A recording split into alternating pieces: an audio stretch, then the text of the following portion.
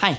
So usually when I make a video, it's on one specific technique that I use to fill one specific need using one specific process. Like it's very specific, like my last video, which was how to make a room mic out of your overheads and your kick and snare. Even then, it was within the context of a hardcore mix. I was using a decapitator on the room track, which is something you wouldn't do in like jazz or whatever necessarily. So today what I want to do is give you just a general, the three things that I find most helpful to keep in mind and practice and use when I'm mixing, no matter the genre, no matter the project, no matter how I'm feeling that day. These are the three things that I will do in every mix to ensure that it's the best mix that it can be, and that my client is happy with the end result.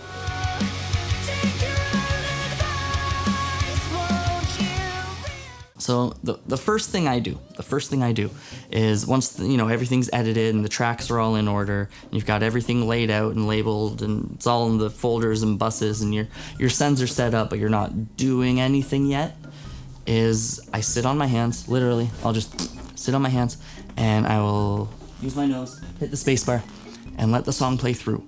And the whole time, I'll be making mental notes. The bass needs to come up in the chorus, and the guitars need to dip down in the first half of the second verse so that when the second half of the second verse kicks in, it sounds really, really awesome. And the vocals in general need to be evened out. We need to compress the crap out of those. And maybe we can add some radio effect on the harmonies because they're not going to stand out very much anyway. Stuff like that. So while all these thoughts are buzzing around my head and I've got my hands under my butt, I'm not doing any of that stuff. I'm letting the song play through all the way once. And then, as soon as the song's done, I start ripping through it in chronological order. And the reason I do it chronologically, like verse, chorus, rather than drums, bass, guitars, vocals, if you do it on a per instrument basis, you start losing the context of why you were wanting to make those decisions. So you go start of the song, you make the start of the song the best that it can be, the absolute very best that it can be. And maybe you have to do another listen to regain context for the chorus, but at least then you have that perfected first pass of the verse to really guide you to what the chorus wants more specifically, now that you've already nailed, one section of the song, and then you can continue from there. And it really saves a lot of time. It sounds like it doesn't because you're, spending up to 3 to 5 minutes doing nothing while the song's playing, but by keeping everything in perspective, it really saves a lot of time because you're never losing sight of the goal. And that's what it's all about, is keeping your sight on the goal. Which leads me to number 2 here, which is the less time you spend in a mix, the less chances you have to make mistakes in a mix. Really, less is more. And I don't mean that a 2 decibel cutter boost is better than a 6 decibel cutter boost because it's less. I don't mean less like that. I really do literally mean in the context of time. The less time my grubby hands are on a song, the better the song's going to be as a result, because music is art. Inherently, it's art. And mixing is an extension of that art, and art comes from here. So, when I have a bass track or a guitar track or whatever, and I'm thinking, it needs more highs or lows, I will literally just throw up an EQ, crank some highs up, and I'll have this visceral response. Is it yes or no?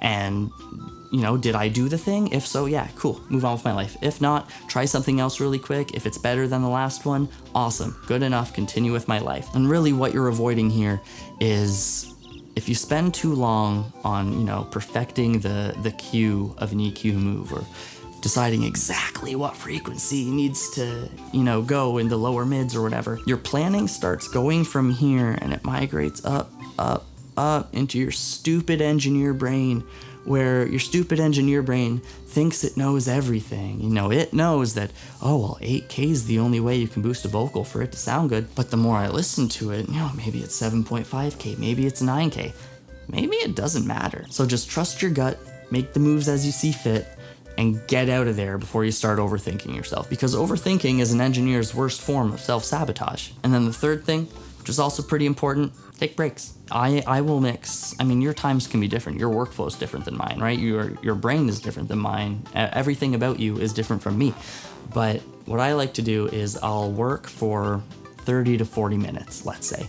And then I take a 10 to 15 minute break. And it doesn't matter really what I do in that 10 to 15 minute break. Do I make a coffee? Do I eat some lunch? Do I have a quick power nap?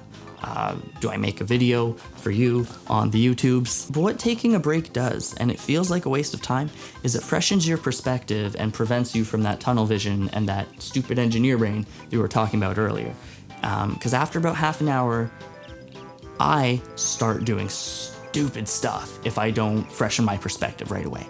So what I do is I work for half hour, take a break, and then when I come back, the first 3 to 5 minutes that I'm back at my desk, I'm listening to a reference track, and it doesn't have to be the reference track for the song I'm mixing on. It could be anything. It could be Kesha, could be Prozac, could be Seosin, could be Under Oath, could be 1975. I don't care what it is. As long as it's music that I love and music I connect with, it'll remind me what it is I love about music, so I can take that love and that passion and that recharged perspective and bring it into the song that I'm mixing. And doing so helps me with number 2, which is spending less time fiddling with something, because I've taken the break, I've come back, I got fresh perspective, and I throw on the track and I know right away, did that work? Did it not work, what I was doing last time? Fix it. You have like 30 seconds, fix it, move on. And that's really what it comes down to, is do the thing and move on. Do not second guess yourself. You're talented, otherwise you wouldn't be doing what you do. People wouldn't be sending you their tracks for you to mix. Your band wouldn't trust you to record your album if you didn't know what you were doing to some degree. So ultimately, I guess the big takeaway is don't doubt yourself, don't doubt your gut instinct, and just go ham. I think that's it. I really hope that made sense. I gotta get back to mixing this song, but have yourself a good day, and I'll talk to you soon. Maybe I won't. Who knows? I'm a shady character. Subscribe and Patreon. Facebook. You can subscribe there. If you really like what I do, you can help support me on Patreon so I can do it more often. These videos are gonna happen regardless, but it helps. I drink a lot of coffee to be able to stay up to do all the video editing and stuff on top of my actual job. So yeah, how do you end videos? It's a lot easier when the camera's not on your face. I'll just see myself out.